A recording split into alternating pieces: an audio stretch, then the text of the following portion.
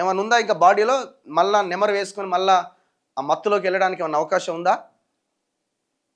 వాడిచ్చిన 2000, 3000 ఉన్నాయా ఇంకా? సో అందుకే ఇప్పటికైనా అవకాశం ఉంది. ప్రజలారా ఆలోచించి ఓటేయండి. మేము అందుకే ఒక బ్యానర్ పెట్టినాం నిన్న. ఏది? మన ఛానల్లో ఏమని పెట్టాము ఇక్కడ? ఏదయ్యా ఇది?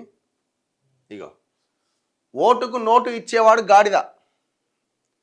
అరే నాకు ఓటేయి అని పైసలు ఇచ్చేవాడు గాడిద, మందు పోసేవాడు అడ్డగాడిద, మరి తీసుకునేవాడు అది మీరే చెప్పాలి.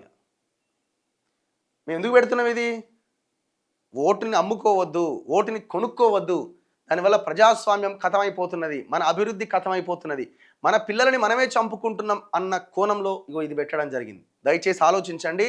ఇది పెద్ద ఎత్తున రాబోయే రోజుల్లో ఒక మూమెంట్ తీసుకురావాల్సిన అవసరం ఉన్నది.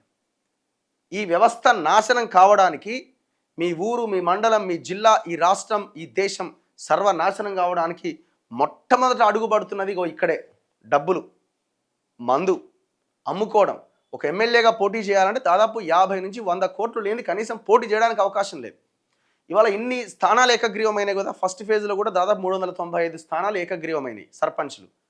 ఎవరికి అవకాశం దొరికింది? ఎవరికైతే డబ్బులు ఉన్నాయో వాడికి అవకాశం దొరికింది. అందుకే ఓటుకు నోటు ఇచ్చేవాడు గాడిద, మందు పోసేవాడు అడ్డగాడిద, మరి తీసుకునేవాడు ఎవరో మీరే తేల్చుకోండి. వాళ్ళకి భిన్నమేం కాదు కదా ఆ మూడో వాడు కూడా. మనం నేను కూడా ఉన్నానులా. అందుకే ఆలోచించి ఓటేయండి. ఫస్ట్ ఫేజ్ ఎలక్షన్లో మీ గ్రామాన్ని మీరే కాపాడుకోవాలి. మీ గ్రామాన్ని మీరు కాపాడుకోవడం 5 ఏళ్ళ కంటే మీ పిల్లల భవిష్యత్తుని మీరు కాపాడుకోవడం అవుతుంది. సో మీ పిల్లల భవిష్యత్తుని మీరు పనంగా పెట్టలేరు కదా, రోడ్డు మీద పడేయలేరు కదా.